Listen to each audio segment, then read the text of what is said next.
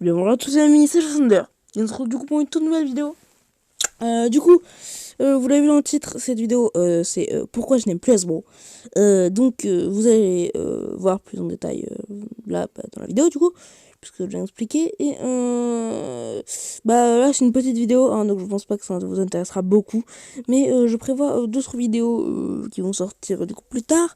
Mais vous inquiétez pas, je prévois des vidéos plus intéressantes. Du coup on va commencer tout de suite. Alors pourquoi je n'aime plus Hasbro? Tout simplement, déjà on va commencer. Avant, le début, quand Hasbro, quand ils ont commencé à commercialiser Beyblade Burst, leur Beyblade Burst, pas de soucis. Franchement, il y avait la première vague, il y avait la deuxième vague. Enfin, bref, franchement, les toupies étaient bien. Certes, les couleurs étaient différentes, ils étaient un peu plus légers, le plastique était différent, l'esthétique aussi un peu moins, hein, mais bon, on retrouvait quand même des avantages compétitifs des toupies. Hein, les évolutions, pareil. Même les Switch Strike, les Switch Strike, une très bonne toupie. Donc voilà, les avantages compétitifs bien faits. À part pour certaines toupies comme Doomsizer où ils ont mal moulé le plastique de la faux. Mais du coup, ça enlevait un peu le gimmick, mais bon. Sinon, franchement, les toupies étaient très très bien réalisées pour Hasbro. Donc tout se passait bien, même s'il y a eu quelques désagréments, notamment pour Louis Nord. Mais sinon, franchement, c'était assez respecté et ça allait. Même des toupies qui étaient très très bonnes chez Hasbro. En plus, ils ont organisé des tournois, franchement, rien à dire là-dessus. Ensuite, c'est là que ça a commencé à mal aller enfin, ça dépend de quel point de vue on voit ça. C'est qu'ils ont décidé d'élargir leur jeu pour les plus jeunes joueurs. Et c'est là que les joueurs compétitifs, en fait, je pense que réellement qu'ils ont gâché, Hasbro en faisant ça. Parce qu'en ouvrant la voie aux plus jeunes joueurs et en faisant des topies moins compliquées, moins difficiles, moins perfectionnées, d'un côté ils ont gagné la confiance de petits joueurs qui voulaient juste acheter des jouets. D'un côté ils ont perdu les joueurs compétitifs qui eux voulaient de l'équipement qualitatif et non pas des jouets. Et ils ont fait des jouets en fait Hasbro, les toupies en France. Ce qu'ils ont fait, c'est qu'ils ont enlevé le métal. Je vous l'ai déjà dit, là on voit bien sur la Wonder Valtryek, pas de métal. Rien. Et en plus, ils ont rajouté le Shark mode. Donc en fait, ça rend une toupie ultra agressive. Et ça l'empêche, ça enlève toutes ses capacités. Et en plus, ils se sont permis de modifier la couleur des toupies, ce qui faisait déjà. Mais à l'époque, ça rendait bien. Mais il suffit de regarder la Gaze Fafnir pour voir que son esthétique est assez ratée. C'est pareil, ils ont pas vendu la frame proof. Il y a plein de choses qu'ils ont ratées. C'est juste les turbos, enfin les turbos Valtryek, turbo Sprite et turbo Achilles, ça allait. À part que je crois que c'est un Sprite avait sa frame, autant pour moi. Mais encore une fois, bon, y a pas de ressort dash, mais on peut pas leur reprocher ça. Mais voilà, c'est pareil. Il y a un truc pour leur ajouter des finitions burst, je crois que ça s'appelle comme ça. Vous savez, le truc jaune que vous mettez au centre. Mais ils en ont pas vendu. Donc je sais pas, là, je vois pas l'intérêt. Mais voilà. Donc c'est à ce moment-là que j'ai perdu la confiance d'Hasbro, bien qu'ils organisent des tournois et que je vais quand même participer. Bref. Ensuite, ils ont continué sur cette voie-là, pour encore une fois élargir leur niveau aux plus jeunes joueurs. Et ça, c'est vraiment dommage, parce que pour moi, à ma vision, c'est à cause de ça que les gens voient Beyblade comme un jeu ou des jouets, mais non. C'est pas du tout ça, déjà c'est un sport, et les toupies ne sont en aucun cas des jouets. Mais bon, dans la croyance populaire, c'est ça et c'est faux. Mais à cause de quoi, on va le voir plus tard. Ce n'est pas je sais pas, hein, c'est mon avis personnel, je le répète encore une fois. C'est juste mon avis. Donc là, on a Ashindra, dédicace à Dante Coryu VF. Je sais que tu aimes cette topie, c'est pour ça que je l'ai choisi. En fait, pour prendre exemple sur les GT, enfin les hypersphères, ils ont appelé ça. Hein. Et en fait, déjà, les hypersphères, le but c'est que certaines ont un gimmick au disque comme par exemple la Shindara qui a une partie rotative autour du disque, et en fait là ils ont juste moulé les disques en métal et ils les ont foutus comme ça pour rendre la toupie plus légère, moins compliquée. Et en fait le système de dents chez Takaratomi c'est bien, mais c'est plus sur le ressort par contre chez Hasbro.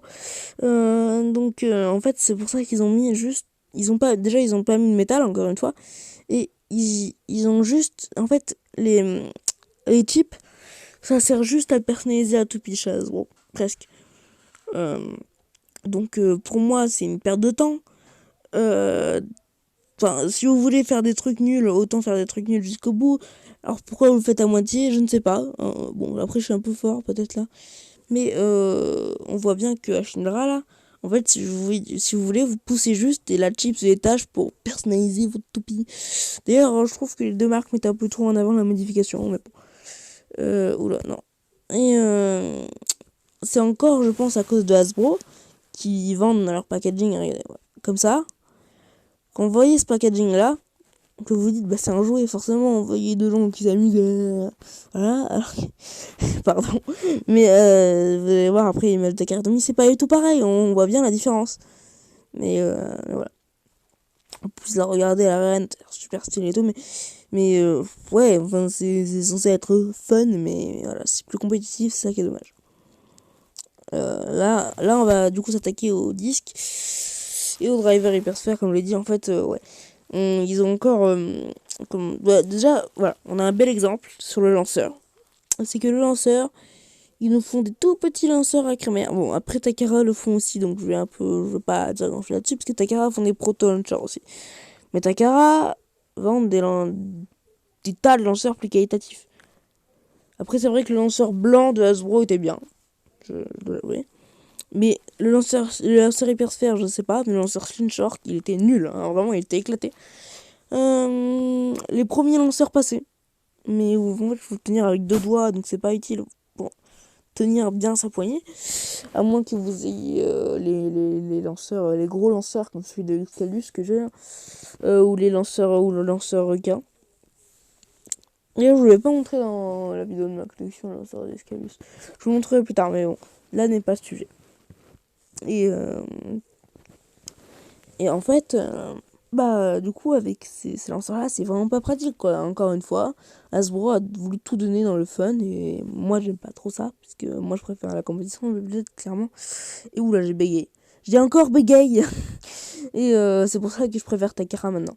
Après Takara c'est dommage parce que ils commercialisent leur toupie uniquement au Japon, aux alentours je crois, si je dis pas de bêtises, ou alors en Amérique peut-être, mais en tout cas pas en France. Et c'est vraiment dommage parce qu'ils feraient beaucoup plus d'argent s'ils commercialisaient leur toupie ailleurs. Elle serait beaucoup plus simple pour nous parce que sur internet, expédier du Japon, c'est vrai que c'est pas très simple pour nous. Donc, voilà. Alors, ensuite, on va passer. Voilà. Quand vous voyez ça, là, regardez. Là, vous dites c'est un jouet. Là, vous voyez bien, c'est différent. On voit bien la différence de packaging. Là, tu vois bien que c'est un équipement, pas un jouet. Là, bah là clairement tu crois que c'est un jouet. Et Hasbro en fait ont transformé leur toupie en jouet, littéralement, alors qu'une toupie n'est pas censée être un jouet, pas du tout. Enfin une Beyblade en tout cas. Une toupie peut-être, mais pas une toupie Beyblade. Voilà, oui pareil, les rayons, tu vois ça, tu le mets à côté de ça. Lequel est un jouet, lequel est un équipement. Donc il n'y a plus beaucoup de batterie, mais bref, là tu vois bien la différence. Donc voilà, c'est un peu dommage. Franchement, c'est vraiment très dommage. Donc ouais, ce qu'on fait à ce gros là, ils ont pas géré. Ensuite, les drivers hypersphères. Alors en fait, les drivers hypersphères, ils ont un système pour mieux adhérer à l'arène. Encore une fois pour le fun. Donc là, c'est le driver de Devolos. Et en fait, il n'y a pas le gimmick du driver belette, c'est-à-dire qu'il y a une partie qui se détache de la toupie et qui fonce sur l'adversaire. Et donc voilà, bah, c'est un peu inutile. C'est même totalement inutile parce que les drivers n'ont plus aucun avantage en fait, c'est tous les mêmes drivers. Bah donc je pense que j'ai fait le tour. Hein, donc bah en fait n'oubliez pas que le BLN c'est pas un jouet, c'est un sport. Mais ça je pense que vous le savez. Et c'est encore pour ça qu'on je pense que c'est à cause de Hasbro qu'on considère le Beyblade comme un jeu au lieu d'un sport. Et entretenez bien vos topies. Petit message comme ça, j'ai envie de le dire. Et donc voilà, écoutez, je pense qu'on a fait le tour de cette vidéo. Écoutez, c'était Thunder. À plus.